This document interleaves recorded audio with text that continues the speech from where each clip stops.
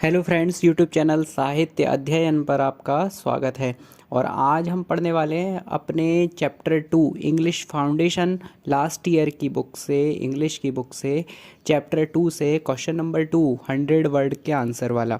तो इसमें क्वेश्चन है, sketch the character of Raki as given in the cherry tree. यानी कहानी के अनुसार राखी के चरित्र का चित्रण कीजिए। स्केच द कैरेक्टर, स्केच यानी चित्रण कीजिए, यानी बनाइए, यानी वर्णित कीजिए।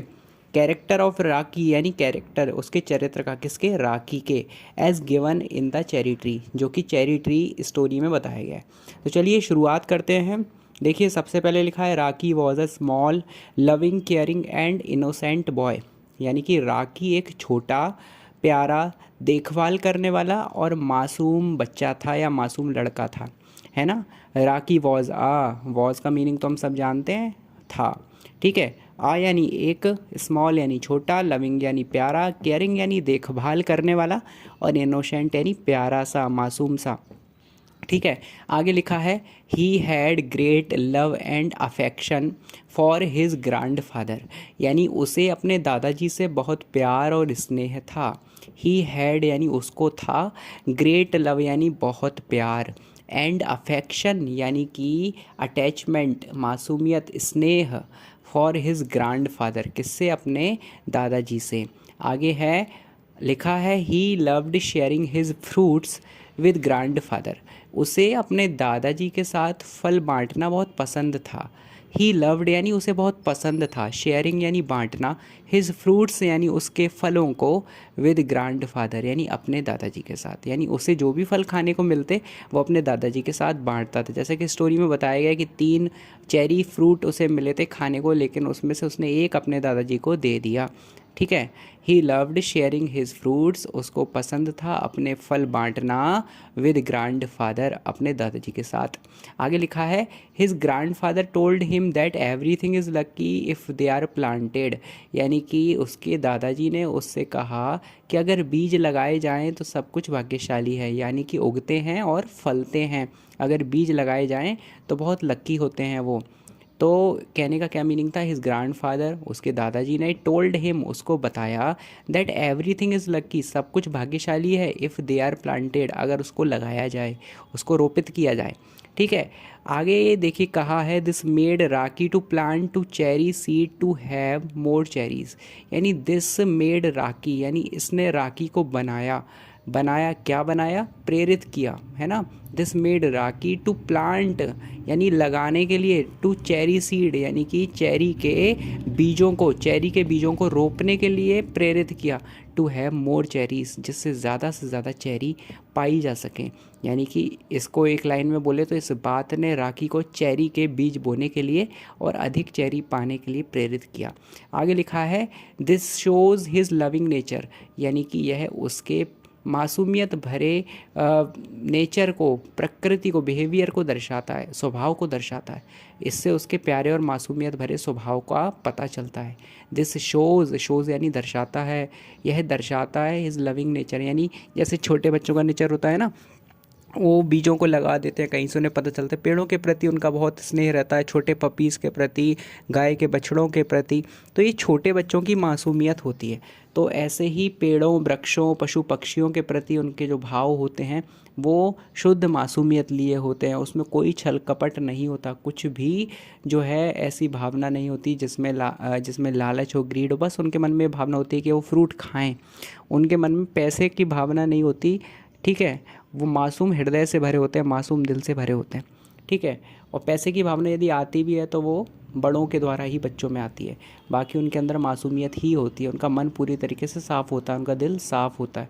ठीक है। तो यह उसके प्यारे और मासूमियत भरे स्वभाव को दर्शाता है कि जिस तरह से उसने स्वयं लगाए गए चेरी, देखिए लिखा है the way he took care of self planted cherry tree show his love for nature.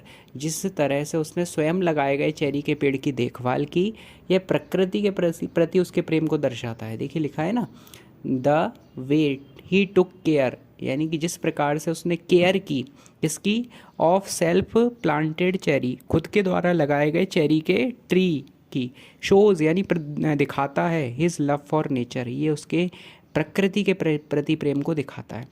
In due course of time यानी कुछ समय बाद क्या होता है, the tree sprouted into a full fledged tree producing cherries, यानी कुछ समय के बाद बीज से निकला पौधा चेरी का उत्पादन करने वाले एक पूर्ण वृक्ष के रूप में उग आया।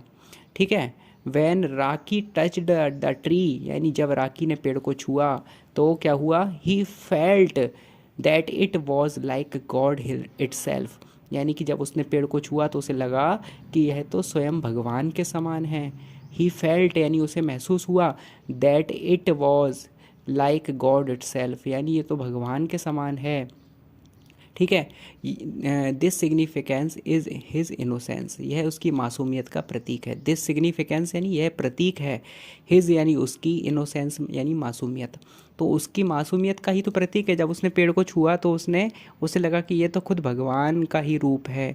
जैसे बच्चे होते हैं ना, बच्चों को कुछ बता दो तो वो उसको सच मान बैठते हैं।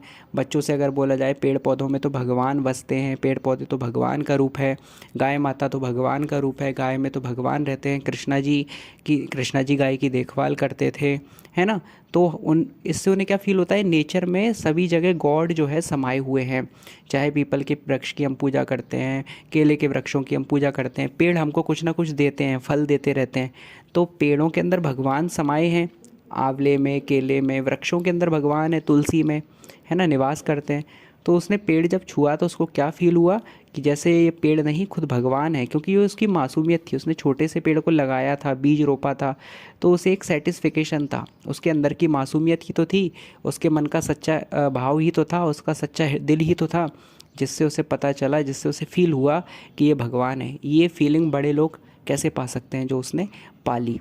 तो इस प्रकार से चैप्टर का ये क्वेश्चन यहाँ पर पूरा हो जाता है। एक बार हम और रीड कर लेते हैं और उसके बाद हम विराम देते हैं। तो लिखा है, Rocky was a small loving caring and innocent boy. Rocky एक छोटा प्यारा देखभाल करने वाला और मासूम लड़का था। He had great love and affection for his grandfather. उसे अपने दादाजी से बहुत प्यार और स्नेह था। और he loved sharing his fruits with grandfather. उसे अपने फल दादाजी के साथ बांटना पसंद था। और आगे लिखा है, his grandfather told him that everything is lucky if they are planted. उसके दादाजी ने उससे कहा कि अगर बीज लगाए जाएं तो सब कुछ भाग्यशाली हैं, यानी उगते भी हैं और फलते भी हैं। This made Raki to plant two cherry seed to have more cherries, यानी कि इस बात ने राकी को चेरी के बीज बोने के लिए और अधिक चेरी पाने के लिए प्रेरित किया। आगे लिखा है, this shows his loving nature, नहीं हाँ, this shows his loving nature, यह उसके प्यारे और मासूमियत भरे स्वभाव को दर्शाता है। The way he took care of self planted cherry tree shows his love for nature, यानी कि जिस तरह से उसने स्वयं लगाए गए चेरी के पेड़ों की देखभाल की, यह प्रकृति के प्रति उसके प्यार को दर्शाता है। In due course of time the tree sprouted into a full fledged tree producing cherries, समय के साथ बीज से निकला पौधा चेरी का उत्पादन करने वाले एक पूर्ण वृक्ष के रूप में, बड़े वृक्ष के रूप में उग आया। ठीक है। When Raki touch the tree he felt that it was like God itself. जब राकी ने पेड़ को छुआ तो उसे लगा कि यह स्वयं भगवान के समान है। दिस सिग्निफिकेंस हिज इनोसेंस, यह उसकी मासूमियत का प्रतीक है। इस प्रकार से ये आंसर यहाँ पर कंप्लीट हो जाता है। आप इस आंसर को भी देखिए, पिछले आंसर्स को भी देखिए और आगे आने वाले आंसर्स को भी देखिए। और इस प्रकार से चैनल के साथ जुड़े रहिए, चैनल को सब्सक्राइब कीजिए, वीडियोस को शेयर कीजिए। थैंक यू सो मच, बहुत बहुत धन्यवाद। बेल आइकन ज़रूर प्रेस कीजिए।